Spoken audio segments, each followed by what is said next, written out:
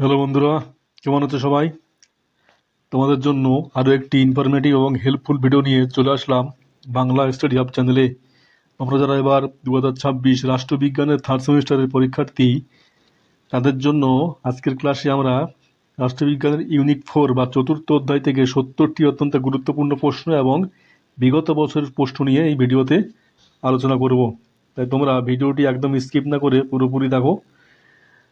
আর বলে রাখি, এই সমস্ত স্টাডি ম্যাটেরিয়াল যা তোমরা ভিডিওতে দেখছো, এটা ডেসক্রিপশনে দেওয়া লিঙ্ক থেকে সম্পূর্ণ ফ্রিতে পেয়ে যাবে। এবং রাষ্ট্রবিজ্ঞানের অন্যান্য অধ্যায় ভিত্তিক প্রশ্ন আমাদের চ্যানেলে দেওয়া আছে, তোমরা গিয়ে দেখে নাও, অনুরোধ করব। তাহলে শুরু করি। দেখো, প্রথম প্রশ্ন, মহাত্মা গান্ধীর রাজনৈতিক দর্শনের মূল ভিত্তি কী ছিল? সঠিক উত্তর হলো সত্য ও অহিংসা। সত্যাগ্রহ শব্দটির আক্ষরিক অর্থ কী? সঠিক উত্তর হলো সত্যের প্রতি অনড় আগ্রহ বা সত্যের জন্য আগ্রহ। গান্ধীজির মতে সত্যাগ্রহ হলো মূলত একটি, সঠিক উত্তর হলো আত্মিক ও নৈতিক বল। মহাত্মা গান্ধী দক্ষিণ আফ্রিকায় প্রথম কোন বছর সত্যাগ্রহ আন্দোলন গড়ে তোলেন? সঠিক উত্তর হলো 1906 সালে। গান্ধীজি ভারতের মাটিতে তার প্রথম সফল সত্যাগ্রহ কোথায় পরিচালনা করেন? সঠিক উত্তর হলো চম্পারণ, 1917। গান্ধীজির অহিংস তত্ত্বটি মূলত কোন প্রকৃতির? সঠিক উত্তর হলো এটি একটি ইতিবাচক নৈতিক মূল্যবোধ, যার অর্থ কোনো জীবের প্রতি বিদ্বেষ বা হিংসা না রাখা। গান্ধীজির অর্থনৈতিক দর্শনের মূল স্তম্ভ বা ট্রাস্টিশিপ বা ওচি ব্যবস্থার মূল কথা কী? সঠিক উত্তর হলো ধনী ব্যক্তিরা তাদের অতিরিক্ত সম্পত্তি সমাজের কল্যাণে নিজেদের ওচি বা ট্রাস্টি মনে করে দেখভাল করবেন। গান্ধীজি তার রাজনৈতিক ও সামাজিক আদর্শ কোন বিখ্যাত গ্রন্থে বিস্তারিত আলোচনা করেছেন?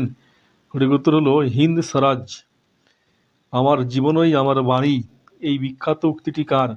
সঠিক উত্তর হলো মহাত্মা গান্ধী। গান্ধীজির মতে স্বরাজ শব্দের অর্থ কী? সঠিক উত্তর হলো আত্মশাসন, আত্মনিয়ন্ত্রণ এবং সমাজের দরিদ্রতম মানুষের সামগ্রিক মুক্তি। গান্ধীজি কাকে তার রাজনৈতিক গুরু বলে মনে করতেন? সঠিক উত্তর হলো গোপাল কৃষ্ণ গোখলে। গান্ধীজির মতে রাষ্ট্র হলো, উত্তর হলো সংগঠিত হিংসা ও বলপ্রয়োগের একটি যন্ত্র। সর্বোদয় শব্দের অর্থ গান্ধীজি কি বুঝিয়েছেন? সঠিক উত্তর হলো সকলের সামগ্রিক উত্থান ও কল্যাণ। ট্রাস্টিশিপ তত্ত্বের মাধ্যমে গান্ধীজি কোন ব্যবস্থার বিকল্প খুঁজতে চেয়েছিলেন? সঠিক উত্তর হলো হিংসাত্মক শ্রেণী সংগ্রাম ও পুঁজিবাদী শোষণের বিকল্প। গান্ধীজি হরিজন বলতে কাদের বুঝিয়েছেন? সঠিক উত্তর হলো ঈশ্বরের সন্তান বা সমাজের দলিত পিছিয়ে পড়া মানুষদের। গান্ধীজির আদর্শ সমাজ ধারণাকে কি নামে ডাকা হয়? সঠিক উত্তর হলো রাম রাজ্য। অধর্ম বা অন্যায়ের বিরুদ্ধে লড়াইয়ে সত্যাগ্রহী প্রধান হাতিয়ার হলো নিজের দুঃখ বরণ করা। এটি কার দর্শন? সঠিক উত্তর হলো মহাত্মা গান্ধী। দেখো, স্বামী বিবেকানন্দ যে উপবিভাগ আছে সেখান থেকে যে প্রশ্নগুলো গুরুত্বপূর্ণ। স্বামী বিবেকানন্দের রাজনৈতিক চিন্তার মূল উৎস ছিল তার, সঠিক উত্তর হলো নব্য বেদান্তবাদ এবং মানবতাবাদ। বিবেকানন্দের মতে ভারতের জাতীয় জীবনের মূল মেরুদণ্ড বা প্রাণশক্তি কোনটি? সঠিক উত্তর হলো ধর্ম ও আধ্যাত্মিকতা। জীবে প্রেম করে যেই জন সেই জন সেবিছে ঈশ্বর। স্বামী বিবেকানন্দের এই বাণীর রাজনৈতিক তাৎপর্য কী? সঠিক উত্তর হলো মানব সেবা বা দরিদ্র মানুষের সেবাই ঈশ্বরের সেবা। বিবেকানন্দ সমাজের কোন শ্রেণীকে দরিদ্র নারায়ণ হিসাবে অভিহিত করেছেন? সঠিক উত্তর হলো সমাজের বঞ্চিত, লাঞ্ছিত এবং দরিদ্র শ্রমজীবী মানুষকে। আগামী 50 বছর আমাদের একমাত্র উপাস্য দেবতা হোক ভারত মাতা, এই বিখ্যাত আহ্বানটি কে করেছিলেন? সঠিক উত্তর হলো স্বামী বিবেকানন্দ। বিবেকানন্দের সমাজচিন্তায় চতুর্বর্ণের ধারণায় তিনি কি ভবিষ্যদ্বাণী করেছিলেন? সঠিক উত্তর হলো ভবিষ্যতের সমাজে শূদ্র অর্থাৎ শ্রমজীবী নিপীড়িত মানুষের শাসন প্রতিষ্ঠিত হবে। স্বামী বিবেকানন্দের শিকাগো বিশ্ব ধর্ম সম্মেলনে কত খ্রিস্টাব্দে ভারতের প্রতিনিধিত্ব করে বিশ্ববাসীকে মোহিত করেছিলেন? সঠিক উত্তর হলো 1893 সালে। স্বামী বিবেকানন্দের লেখা একটি বিখ্যাত গ্রন্থের নাম হলো, সঠিক উত্তর হলো পরিব্রাজক, বর্তমান ভারত এবং প্রাচ্য ও পাশ্চাত্য। বিবেকানন্দের মতে ভারতের সমাজ ও সংস্কারের প্রথম ধাপ কী হওয়া উচিত? সঠিক উত্তর হলো গণশিক্ষা প্রসার এবং জনসাধারণের চেতনা জাগ্রত করা। বল বীর্যবান হও, ক্লীবত্ব ত্যাগ করো, উত্তিষ্ঠত জাগ্রত প্রাপ্য বরান্নি বোধহত। এই বাণীটি কার রাজনৈতিক চেতনার ভিত্তি ছিল? উত্তর হলো স্বামী বিবেকানন্দের। বিবেকানন্দ প্রবর্তিত নব্য বেদান্ত এর মূল বৈশিষ্ট্য কি? সঠিক উত্তর হলো বেদান্তের জ্ঞানকে বাস্তব সমাজ ও জীবনের মানব সেবায় প্রয়োগ করা। স্বামী বিবেকানন্দের দেশপ্রেমের মূল আদর্শকে রাষ্ট্রবিজ্ঞানীরা কি নামে অভিহিত করেন? সঠিক উত্তর হলো আধ্যাত্মিক জাতীয়তাবাদ। বিবেকানন্দ রামকৃষ্ণ মিশন কত সালে প্রতিষ্ঠা করেন, যা সমাজ সংস্কারের এক অভূতপূর্ব ভূমিকা নেয়? সঠিক উত্তর হলো 1897 সালে। দেখো পরের যে উপবিভাগ, নেতাজি সুভাষচন্দ্র বসু স্বাধীনতা এবং জাতীয়তাবাদ, এই অধ্যায় থেকে যে উপবিভাগ থেকে যে প্রশ্নগুলো গুরুত্বপূর্ণ, নেতাজি সুভাষচন্দ্র বসুর রাজনৈতিক চিন্তাধারার জাতীয়তাবাদের মূল লক্ষ্য কী ছিল? সঠিক উত্তর হলো কোনো শর্ত ছাড়াই ভারতের পূর্ণ স্বাধীনতা। সুভাষচন্দ্র বসু কংগ্রেসের কোন অধিবেশনে প্রথম সভাপতি নির্বাচিত হন? সঠিক উত্তর হলো 1938 সালে হরিপুরা অধিবেশনে। 1939 সালে কংগ্রেস ত্যাগ করার পর সুভাষচন্দ্র বসু কোন রাজনৈতিক দলে গঠন করেন? সঠিক উত্তর হলো ফরওয়ার্ড ব্লক।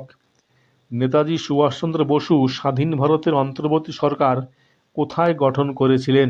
সঠিক উত্তর হলো সিঙ্গাপুরে 21 অক্টোবর 1943। তোমরা আমাকে রক্ত দাও, আমি তোমাদের স্বাধীনতা দেব, এই অমর বাণীটি কার?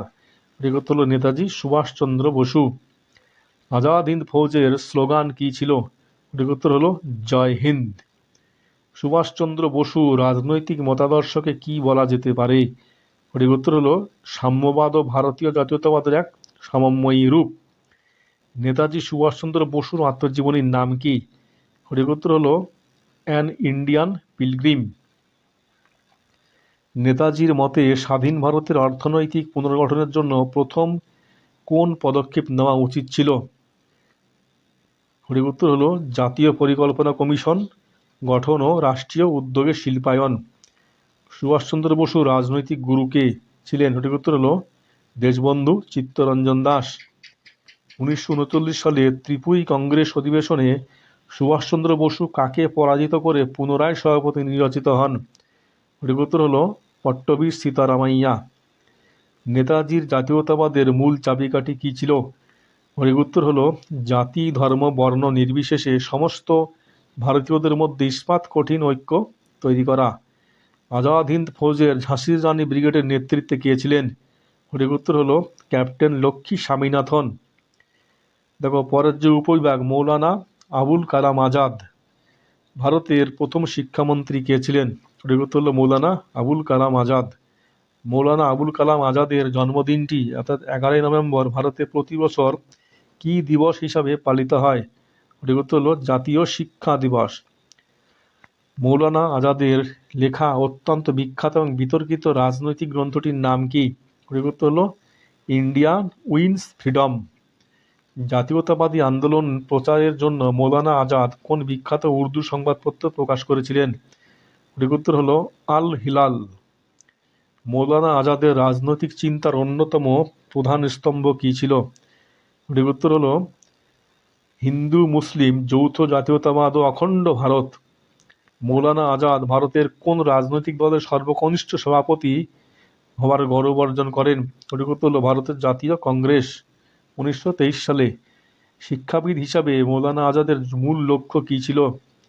সঠিক উত্তর হলো সর্বজনীন প্রাথমিক শিক্ষা এবং ধর্মনিরপেক্ষ আধুনিক ও কারিগরি শিক্ষার প্রসার। মৌলানা আজাদের আমলে ভারতে উচ্চশিক্ষার বিকাশের জন্য কোন স্বায়ত্তশাসিত সংস্থাটি গঠিত হয়? সঠিক উত্তর হলো ইউজিসি বা ইউনিভার্সিটি গ্র্যান্ড কমিশন।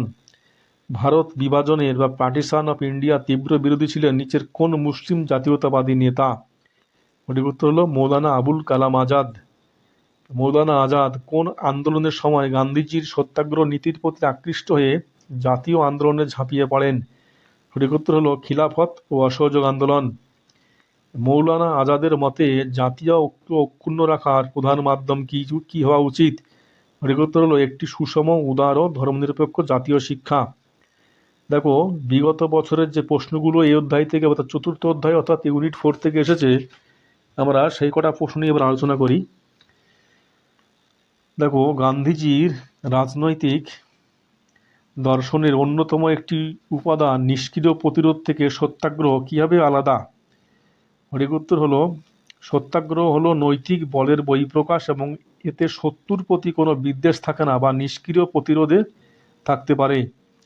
ন্যায্য লক্ষ্য অর্জনের জন্য উপায়কেও পবিত্র বা ন্যায্য হতে হবে, এটি কার উক্তি? সঠিক উত্তর হলো মহাত্মা গান্ধী। সুভাষচন্দ্র বসু কত সালে ছদ্মবেশে দেশ ত্যাগ করেছিলেন? সঠিক উত্তর হলো 1941 সালের 17 জানুয়ারি। স্বামী বিবেকানন্দের রাজনৈতিক চিন্তাভাবনা কোন আন্দোলনকে গভীরভাবে অনুপ্রাণিত করেছিল? সঠিক উত্তর হলো ভারতের সশস্ত্র বিপ্লবী জাতীয়তাবাদী আন্দোলন ও স্বদেশী আন্দোলনকে। মৌলানা আবুল কালাম আজাদ কোন বছর মরণোত্তর ভারতের সর্বোচ্চ বেসামরিক সম্মান ভারতরত্ন উপাধিতে ভূষিত হন? সঠিক উত্তর হলো 1992 সালে। গান্ধীজির মতে ওছি বা ট্রাস্টিশিপ ব্যবস্থার মূল লক্ষ্য কি দূর করা? সঠিক উত্তর হলো ধনী ও দরিদ্রের মধ্যে তীব্র অর্থনৈতিক বৈষম্য দূর করা। বিবেকানন্দের মতে তরুণ সমাজের মূল গুণ কি হওয়া উচিত? সঠিক উত্তর হলো নির্ভীকতা, চরিত্রবল এবং আত্মবিশ্বাস। 1943 সালে আজাদ হিন্দ ফৌজের প্রধান সেনাপতিত্বের দায়িত্ব কে গ্রহণ করেন? সঠিক উত্তর হলো নেতাজি সুভাষচন্দ্র বসু। রাসবিহারী বসু তার হাতে দায়িত্ব তুলে দেন। মৌলানা আবুল কালাম আজাদের বিখ্যাত পত্রিকা আল হিলাল ব্রিটিশ সরকার কত সালে নিষিদ্ধ করে? উত্তর হলো 1914 সালে।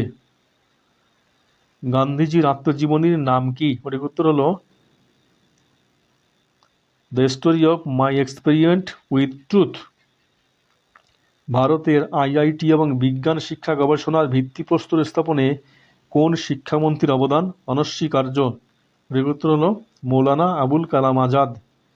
নেতাজি সুভাষচন্দ্র বসু সমাজতান্ত্রিক ধারণার ওপর কোন আন্তর্জাতিক বিপ্লবের আংশিক প্রভাব ছিল?